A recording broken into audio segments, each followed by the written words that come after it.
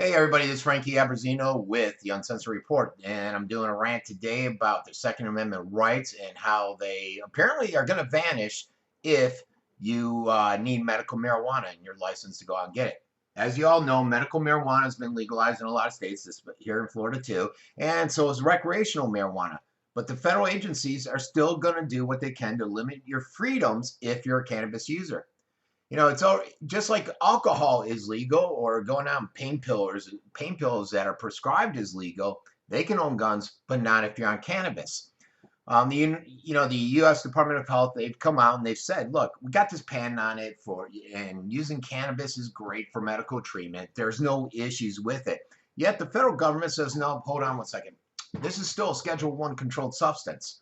The FDA and the DEA basically have it as a controlled substance. So they basically means that they're not approved for medical use at the federal level, and that there's a high potential for abuse. And so the other reason why a lot of these pot shops, recreational medical, can't have bank accounts because it's not legal at the federal level. Cannabis is now, like I said, legal in 8 states and the District of Columbia. There's still that federal prohibition on gun ownership for anybody who uses the substance legally. And the question is should it be that way?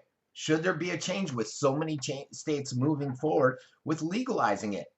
The Wall Street Journal said that the ATF and have basically come out to the gun dealers at these gun shows and a lot of the gun stores out there, gun shop owners, and they said, look, it's your responsibility. It's your responsibility to halt any transactions if you suspect this guy is a marijuana user.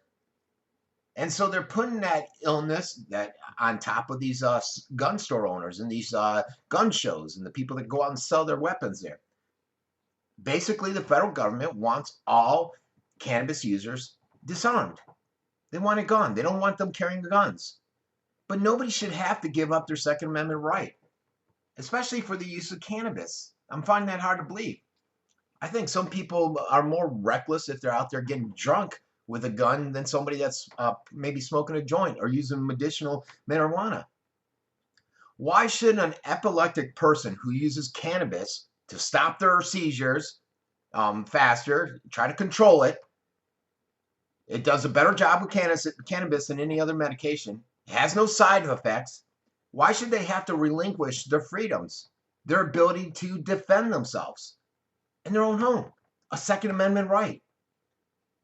And the question is his life any less important because he chooses a certain medicine that is not approved medical treatment?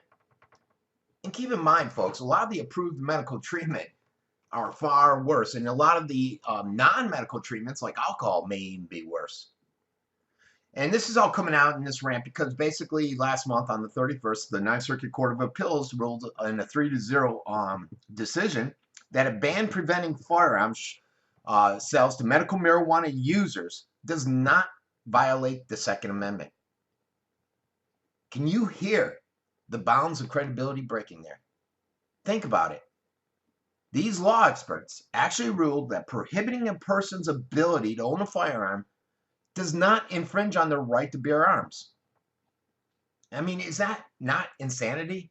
Or is it just me? Am I a little bit crazy? Why is it that sick people who should have to give up their rights, their ability to defend themselves in order to purchase medicine that works? And what this is the continued criminalization of cannabis.